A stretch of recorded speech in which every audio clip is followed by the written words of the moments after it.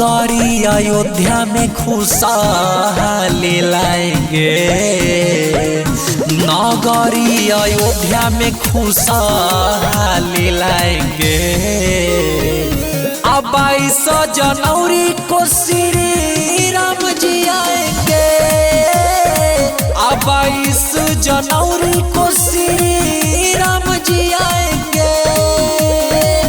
घर घर में सब कर खुशहाली लाएंगे, अब 22 जनवरी को श्री राम जी आएंगे, अब 22 जनवरी को श्री राम जी आएंगे। राम जी आएंगे, अब 22 जनवरी को श्री राम जी आएंगे। साँचों में सोचल सपना पूरा आज भइल, नगरी अयोध्या अब स्वर्ग बन गइल, हाँ हाँ। साँचों में सोचल सपना पूरा आज भइल, नगरी अयोध्या अब स्वर्ग बन गइल। करे दर्शन पूरा लोग जाएंगे, अब 22 जनवरी को श्री राम जी आएंगे, अब 22 जनवरी को श्री राम जी आएंगे।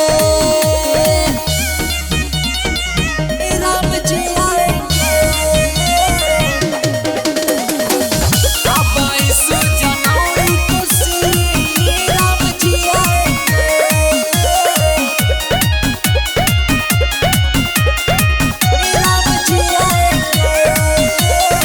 सगरो गुंजेला नाम राम जी के नारा, देखे में सुनर लागे मंदिर बा प्यारा, मंदिर बा प्यारा। सगरो गुंजेला नाम राम जी के नारा, देखे में सुनर लागे मंदिर हो प्यारा। चंचल धर्मेंद्र दर्शन कर जाएंगे, अब 22 जनवरी को श्री राम जी आएंगे, अब 22 जनवरी को श्री राम जी आएंगे। जय श्री राम।